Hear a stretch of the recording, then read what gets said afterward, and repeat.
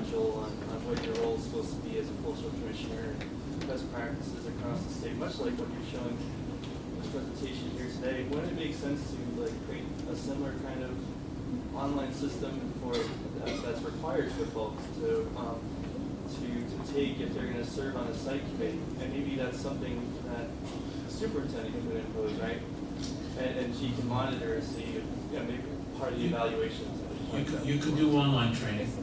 What my members are not fans of the word must, Sure. as opposed to the word may. This is Massachusetts. We already have too many people telling us what to do. So, but may that's a good idea. And in fact, online school council training will go right into the list of things to do when we get back to the office in Worcester. Can you have that in different language? Can we have multiple language?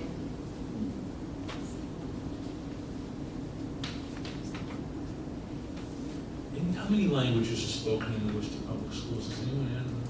Do you know how many? 84. 84? I think. Wow.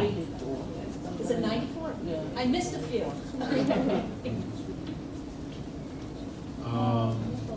Changes every year. We talked about the school council timeframe. Let me talk a little bit about what makes a school council effective, where we've seen school councils that are effective. One of them clearly is talking about important topics that get people interested. When you're talking about bullying and head injuries and specific concerns in your district and helping the new principal become acclimated to the district and raising some of the issues that you talked about, that's important. When you really, there are hundreds of ways to look at data, and if you focus on what you can specifically do to help students improve and learn more, good school councils have people with initiative, people who come up with ideas where that initiative is fostered, creativity and energy, good work ethic. None of you get paid to be on the school council, right? I think so. Follow through is really important because the ball gets dropped in our field so many times. Somebody's got a good idea and nobody wants to carry it out.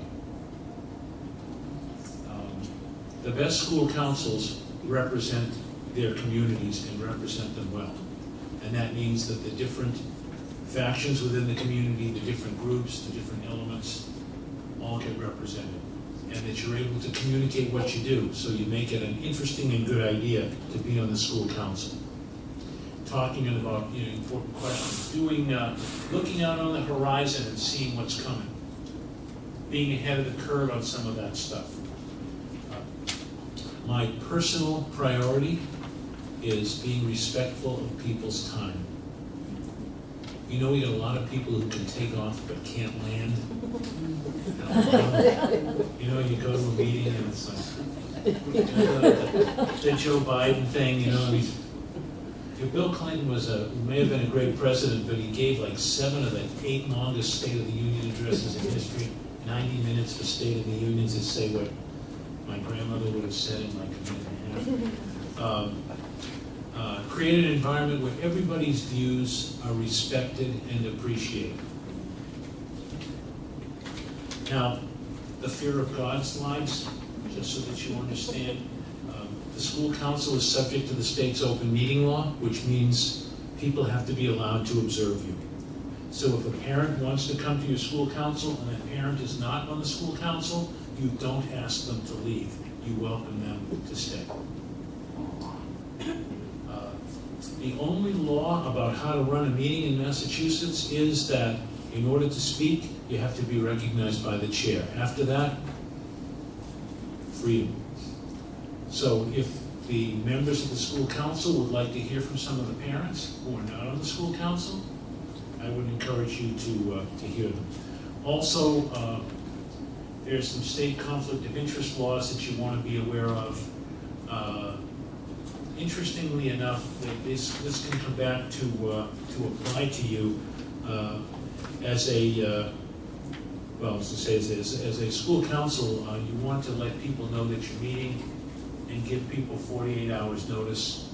Keep a record of your meeting and keep everything in public where everybody can see you. As a school council member, you shouldn't be taking any gifts from people, especially gifts that you can take a gift, but the gift shouldn't exceed $50 in value. So if the principal wants to give you a book thanking you for your work, you can take the book. It's given to you as a token of your esteem, of his esteem or her esteem for you. But we have seen instances where school councils acted as the search committee for the selection of a principal, and some of the school council members may have had family ties to the candidates or business ties to the candidates, and that's really a conflict of interest. If an immediate family member is involved in anything that you're discussing other than your child, you want to be very careful about making that clear.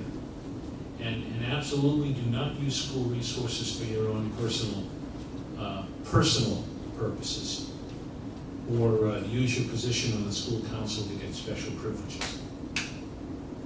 That's sort of a general way of doing business. School councils are excluded, not involved. They're not involved in collective bargaining. But we're going into a very complex period where we're going to be looking for how student achievement will be used to measure the effectiveness of educators. And that's a discussion I would encourage school councils to have. It's a whole new world of things coming down, and I think you're going to find that helpful and important to do. Yes? Question again. When you say that, when you talk about the new education, the educators evaluation, does tenure come into that, and teachers having tenure, and how does the school's site council deal with teachers who have tenure? Because we're doing the evaluation, and they say, well, you can't evaluate it. I'm already tenured. I'm a tenured teacher, so your evaluation doesn't count. You know what I mean? Under the new system, whether you're tenured or not tenured, whether you have professional status or don't have professional status, if you're an underperforming teacher and your students are underperforming in a very severe degree, tenure will not save you from losing your job. But that's always been the case, but now there's a real fixed process. Well, before they used to say, because I'm part of the union, and having union backing meant nothing of the evaluation, and still our kids were failing. Well, the union will negotiate the educator evaluation process to make sure it's fair, but the new process will have very clear standards. And the Massachusetts Teachers Association was very active in helping to develop a system where, according to them, they do not want to protect bad teachers. And I believe them. So I think, just so that you know this, between 1900 and 1986, fewer than a dozen teachers in the history of Massachusetts were terminated for incompetence. But now, under the education reform system, a lot more teachers have been coached out of the profession or released prior to getting professional teacher status. And under the educator evaluation regulations, there will be pretty good and diligent evaluations to measure effectiveness, and the people who underperform chronically will not survive. So some thoughts for your next meeting. Think about whether your school councils work. Think about whether your council works to its perspective, to its potential, and what can you do to insist that it does. And perhaps one of the things you can do is to use some of the activities that school councils are doing and ask, why aren't we doing this? How can we do it?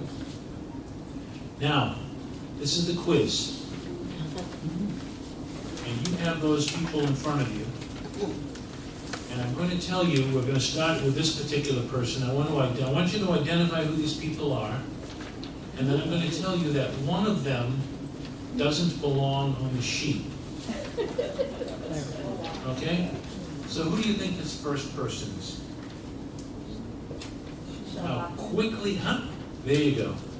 That's how quickly we forget. That's Michelle Bachmann, she ran for president. Who's that? That's, Burdick. Who? Burdick. Ben Bernanke, the head of the Federal Reserve. You get a running start on that, right? Because he is a micromanager, that's his job. Oops. How about Colin Powell. Colin Who's the Powell? leader? Hmm? He's a leader. He's a leader. That's correct. He's written a lot of good books about leadership. Tip O'Neill. Okay. Only certain people get Tip O'Neill. You're from that. The people who get Tip O'Neill sometimes, oh, what about this one? Michael Moore. Michael Moore, we've got a sophisticated group here today. Michael Moore makes documentary movies. Right.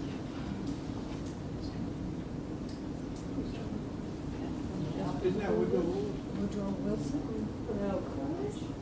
She went to Harvard, she knows. That's Calvin Coolidge, he was president of the United States at one time. He was very tight with money. How about her? Margaret Hamilton. Who said that? You're very good, you're on tonight. I wish I had a door prize. That's Margaret. That's Margaret Hamilton, she played the Wicked Witch. But she was also out to get somebody. Sometimes and a little dog too, absolutely. How about, Captain Kennedy. you know what's scary is we do this when we train school committee members, and nobody under 40 knows who he is. And nobody under 60 knows who that is. Clarabelle. Okay, that's Clarabelle the clown. It's the clown on the Howdy Doody show. Howdy do. You've all heard of Clarabelle, you've all heard of Howdy Doody. We don't. Now, how about this one? It's in the news last year. Very important figure in Washington. It's Senator Patty Murray from Washington. She's the person who was the responsible person for the Green Schools Initiative. So everybody up here is here for a reason, except one person doesn't belong. Who do you think doesn't belong? Why do you think they're there? I'll give you permission to stay up and watch the Tonight Show every night this week. You can tell me. Why do you think they're there?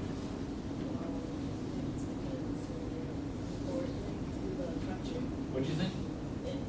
It's because they're important to the country. I think they're important to the country, yes, but good for you. There's another reason that they're up there. Yeah, He said another reason. Oh, what's the other reason? They're also important to the education. They're also important to education. In fact, they are. Do you know why they're all important to education? Because every one of them started as a parent activist and served on their local school board. Oh, Except one of them. Clarabelle. No, actually, usually when we put Clarabelle up in towns, people say, that's the chairman of the Board of Selectmen. No, Michael. Colin Powell served on the Fort Monmouth Military School Board. Tip O'Neill founded the Massachusetts Association of School Committees. He was a member of the school committee in Cambridge. Michael Moore was elected as a high school senior. He's got a book that came out last year, talks about how he was elected to the school, and he acted just the way he does in the movies, and they had a recall vote, which he survived. Interestingly enough. Calvin Coolidge was the chairman of the Northampton, Massachusetts School Committee. In 1895, he couldn't get elected to a school board, but later he was the chair. So we're getting close to who doesn't belong here. What do you think? Who do you think doesn't belong? Let's do a show of hands. Who thinks that Michelle Bachmann doesn't belong? Who thinks that she was not on a school committee? You think? Who thinks that Patty Murray was not on the school committee? Who thinks Ben Bernanke was not on the school committee? And who thinks the witch was not on the school committee? Well, actually, most of you are wrong. Margaret Hamilton was on the board in Beverly Hills. believe it or not, I mean, she found a husband, she had a child. Her child, by the way, her son was actually served on the school board in Maine. Her name was Margaret Hamilton, excuse me. Her name was Margaret Hamilton Reserve, and she was a great actress, left all of her money in trust to students. Kept us up nights, hiding under the covers, but she left it to Wheelock College in Boston. Bob Keeshan, who was Captain Kangaroo, was also the first Clarabelle the Clown, and he served on the Islip School Board. Patty Murray was elected to the United States Senate from the school board. Now we're getting close. Who thinks that Ben Bernanke was a school board member? Who thinks that Michelle Bachmann was a school board member? Well, you're all wrong. It was Ben Bernanke was a school board member. Michelle Bachmann led a group to try to take over her school board, and they were defeated.